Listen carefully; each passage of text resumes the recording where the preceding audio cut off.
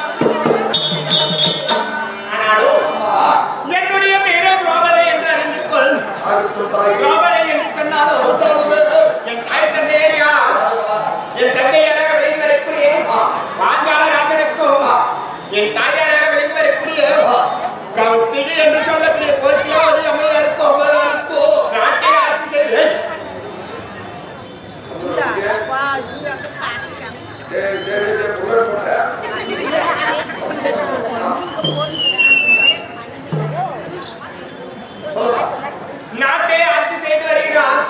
நாடு என்று சொன்னால் பாஞ்சால தேசம்.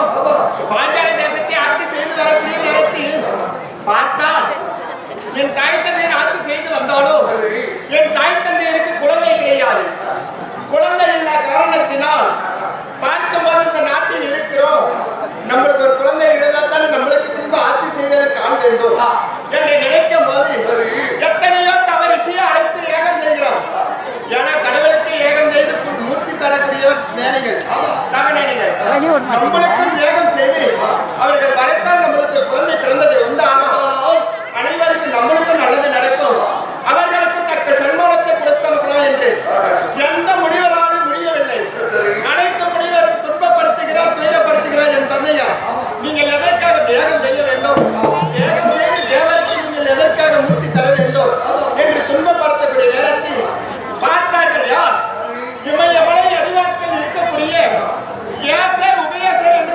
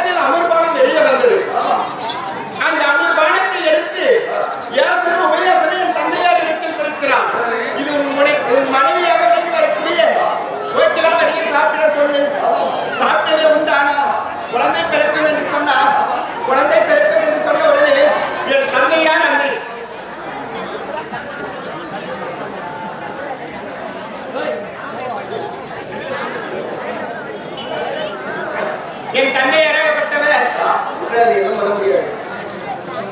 எடுத்துக்கொண்டு என் தாயார் இடத்தில் வந்தார்.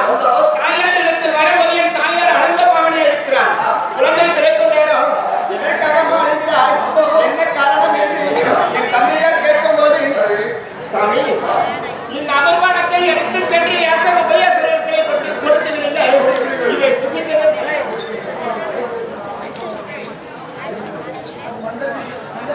இதை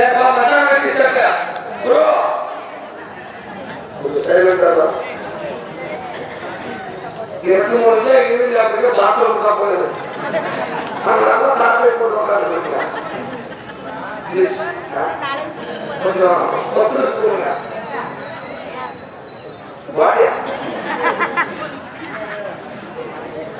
நீங்க தலைமைக்கு தெரியுமா? சொல்லுமா. அப்படி இருக்கும்போது என் தாயார் அழுந்த பாவனையா இந்த அமர்வானத்தை எடுத்து சென்று என் உபயாசரத்தை கொடுத்து விடுங்கள். இந்த அமர்வானத்தை சாப்பிட்டு இருந்தால் என் அங்கத்தில் நிற்காது சாமி. நான் மாதவிட ஆகிவிட்டேன். இது புசித்து எனக்கு புண்ணியம் கிடையாது. இது உதிரத்தோட வந்துவிடும். நம்மளுக்கு குழந்தையே பிறக்காது. அனைத்து தவறு விடுதலை செய்து விடுங்கள். இவர்களையும் அழிச்சிருச்சு ஏகத்தை நிறுத்தி விடுங்கள் என்று சொன்ன உடனே என் தந்தையார் அழுந்த பாவனையை எடுத்துக்கொண்டு ஏசன் உபயேசர் இடத்தில் சொல்கிறார். என் மனைவி இதை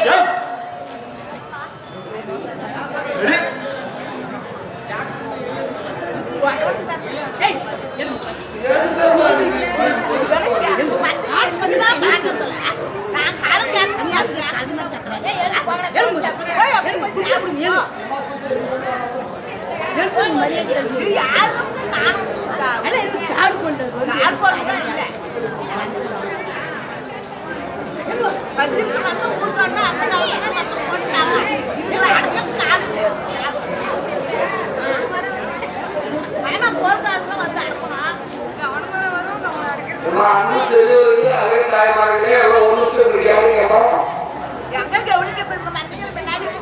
என்ன பண்றாங்க? நீங்களாம் குடும்ப ஏற்பாடு பண்ணிட்டு அந்த வேலை வந்துருக்குமா?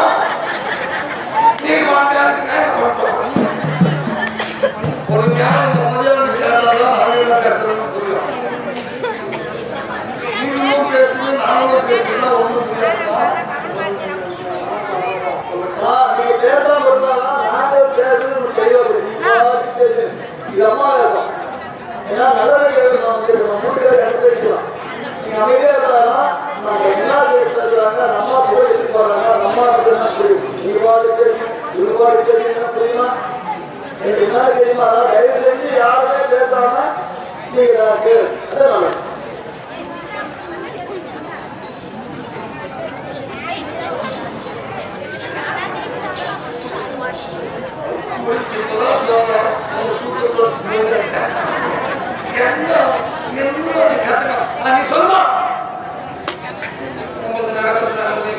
அப்படி இருக்கும் போதே அந்த தந்தையார் ஆகப்பட்டவர் ஏசர் உபயோகத்தில் சொல்லும் போது அங்கே வேண்டாம் மாநிலமன்னா எந்த ஏகத்தில் அந்த அமர்வானம் பிறந்ததோ அந்த ஏகத்திலே போடு என்று சொன்னார்.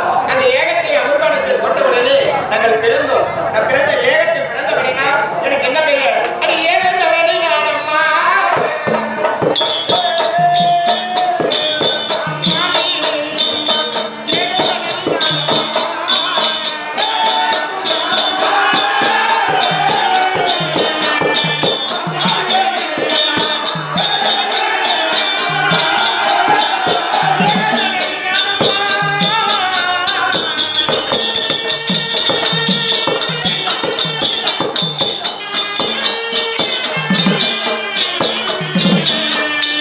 Aman,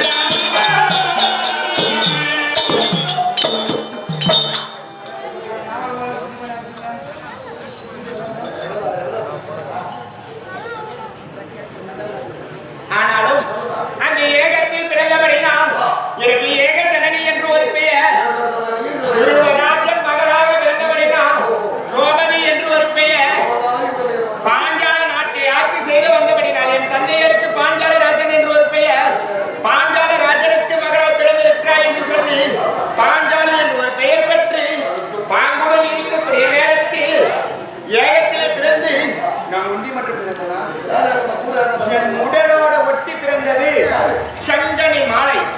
சங்கனி மாலை பிறந்திருந்தாலும் என்னை சுற்றி பிறந்தது பம்பை முரசு சிலம்பு என்று சொல்லக்கூடிய 32 விருதோட நான் பிறந்த பிள்ளை.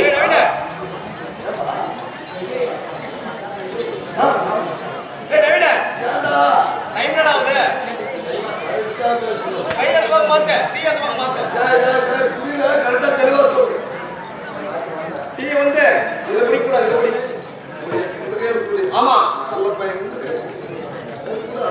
சரி டைம் பார்த்து டைம் பார்த்து சொல்றேன்.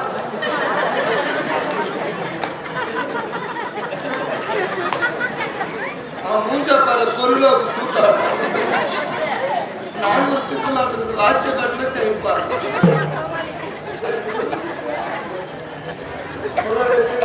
இதெல்லாம் பிறந்திருந்தாலும் பிறந்திருக்க குறைவு இடத்தில் பார்த்தால் ஒரு பெண்ணாகப்பட்டவள் முதல் ஏகத்தில் பிறந்ததே உண்டு. ஆனால் நன்றாக இருக்கிறாள் என்று சொல்லி அந்த ஏகத்தில் முதலாக எனக்கு முன்பாக பிறந்தவர் யார், எப்பேற்பட்டவர், அவர் எங்கள் தன்மையில் இருக்கக்கூடியவர், அவர் யார் என்று சொல்லணும் இல்லையா?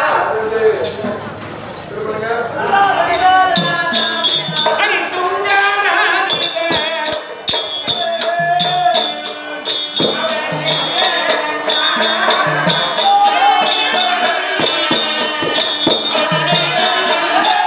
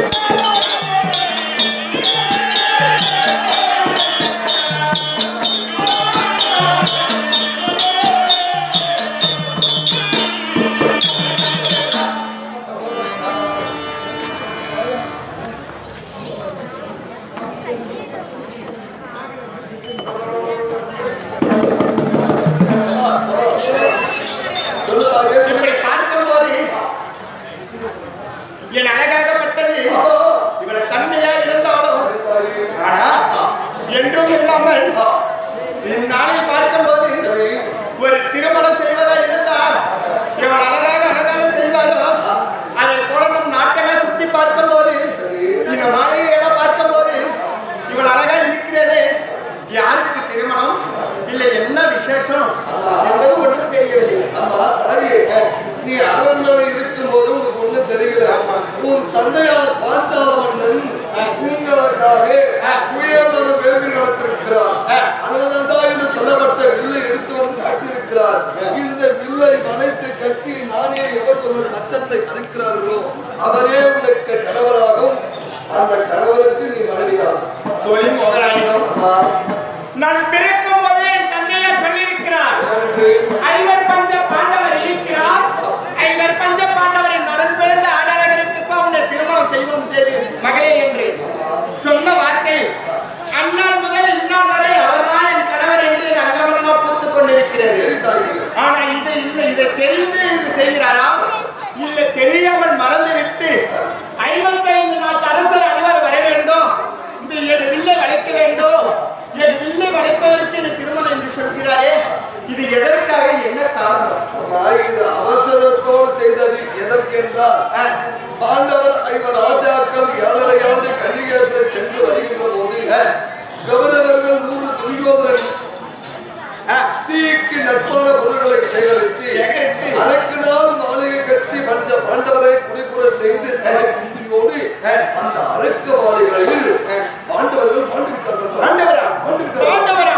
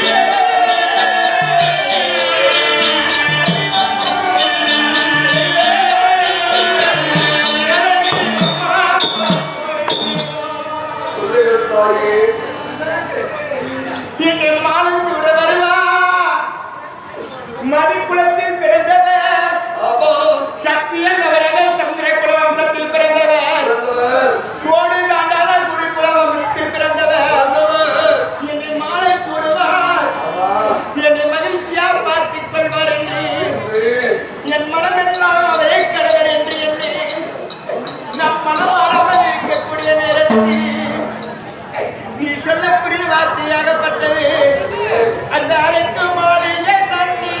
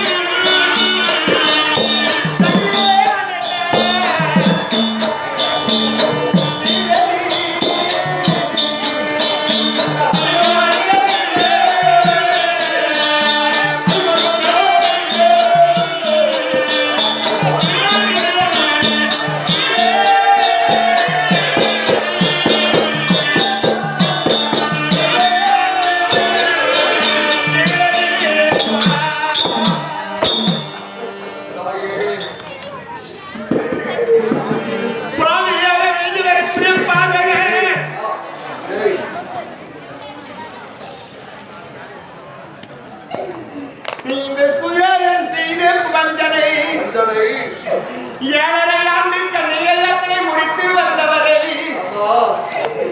இவரை நெருப்பிட்டு கொள்ள வேண்டுமா? இவர்கள் என்ன பாவத்தை செய்தார் தெரியவில்லை. எனக்கு இதை போல நிலைமை நேர்வதற்கு என்ன நியமா தெரியவில்லை. பாவியாக விலகி வரக்கூடிய பிரம்மதேவன் நான் பிறக்கும் போதே என் தலையில் இதை போல எழுதிவிட்டானா என்று தெரியவில்லை. இதெல்லாம் பார்க்கும் போது இந்த ராஜாக்கள் மாண்ட உடனே இவர் மாண்டார் என்று என் செவிதில் கேட்ட உடனே தாலி கட்டாமல் பூ போட்டு இருக்கும் போதே நான் விதவியை போல் இருக்கும்படி என் மனம் என்ன தோன்றுகிறது. இதெல்லாம் நினைத்தா இதெல்லாம் ஒரு புறம் இருந்தாலோ அம்மா இன்று இது நடந்து கொண்டிருக்கிறது. ஆனா அன்று என்ன நடந்தது தெரியுமா? அது என் தந்தையாரிட்ட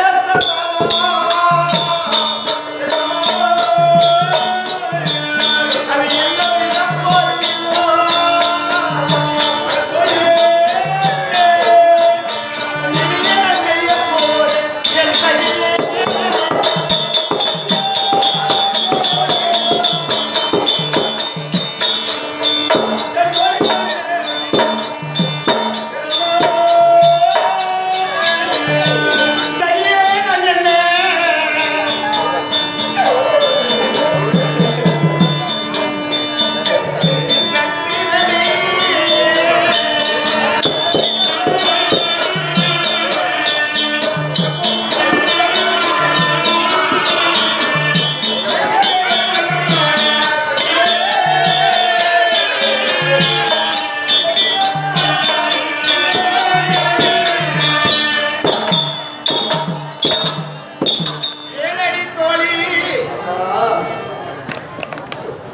அந்நாளில் பார்க்கும் போது என் தந்தையாரை கட்டி இழுத்து சென்றவுடனே அந்த ஆடலை இறகப்பட்டவர் வீர புருஷனாக நீ இருக்கிறார் என்றோ இருந்தால் உனக்கு ஒரு பிள்ளையை பெற்று நான் உனக்கு திருமணம் செய்து வைப்பேன் என்று அந்நாளில் என் தந்தையார் சபதம் வைத்திருக்கிறாரே. என் தந்தையார் வைத்த சபதம் எல்லாம் இது எப்போ முடியும்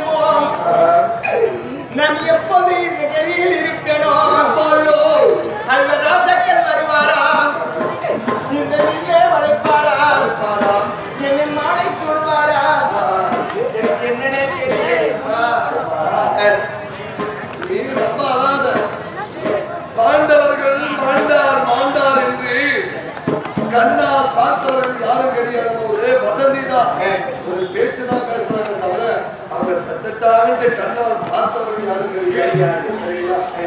பயப்படாதுங்க. அப்பா சுயவர வெளியில் அவரும் சந்தேகத்துக்காகத்தான் ஏற்படுத்தியிருக்கிறார். ஆனா அப்படி இருந்தாலும் நீ சொல்லக்கூடிய வார்த்தையெல்லாம் என் செடிகளை நீ சொன்னதை ஏற்றுக்க விட்டாலும் நான் என்ன செய்வேன்? அடியாக்கேனே தனிப்பிறந்து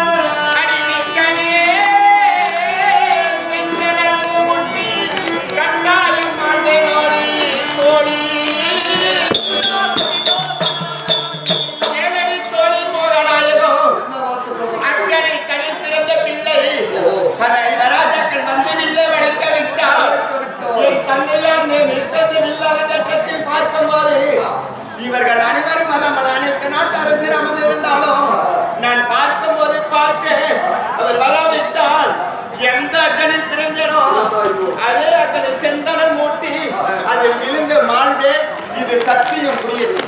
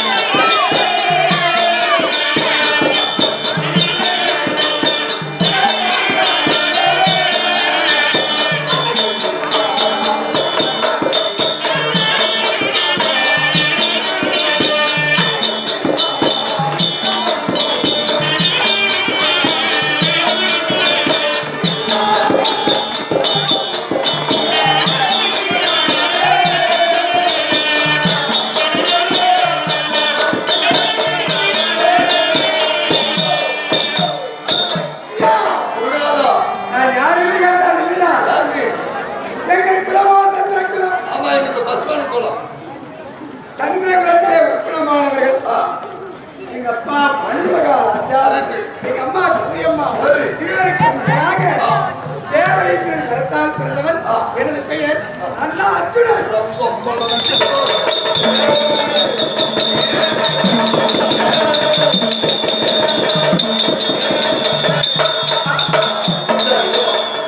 எங்கடா அங்க எத்தனை பேர் இருக்காங்க ஊரு ஏமாத்துறதுக்கா? ஏன் அர்ஜுனன்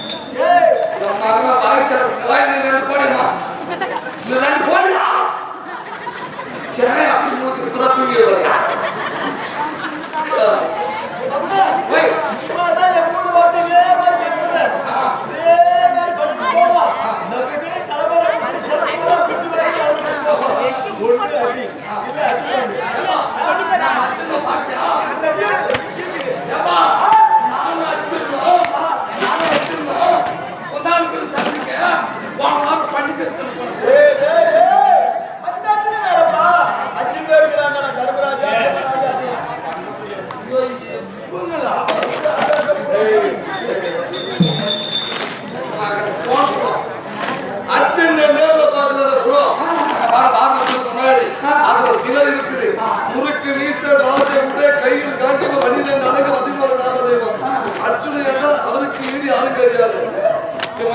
ஊருல வாங்கிட்டு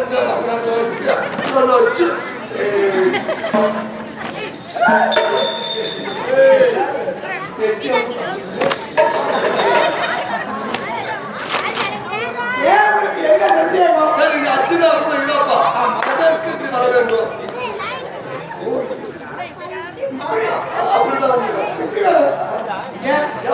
என்ன காரணம்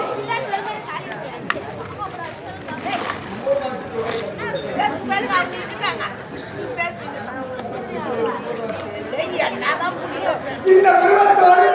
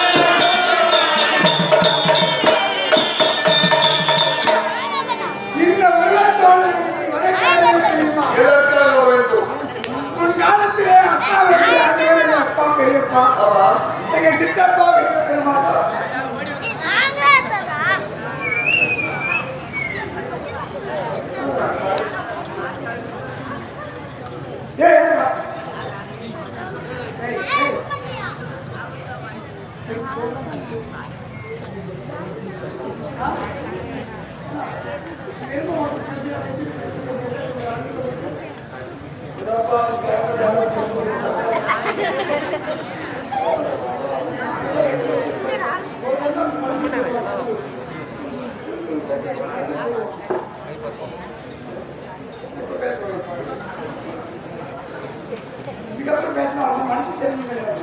நல்லதும் செய்யணும் அப்படிதான்.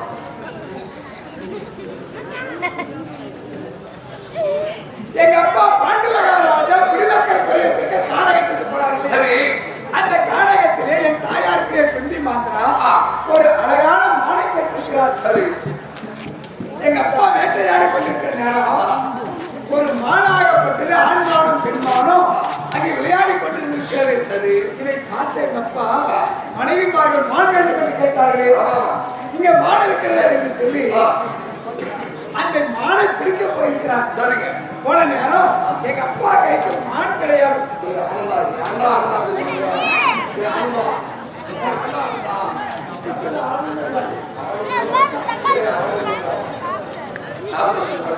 அந்த மாணவர்கள் எங்க அப்பா கையில் அகப்படாமல் ஓடிக்கொண்டே இருக்கு. சரி இதை பார்த்து எங்க அப்பா பார்க்கிறார்.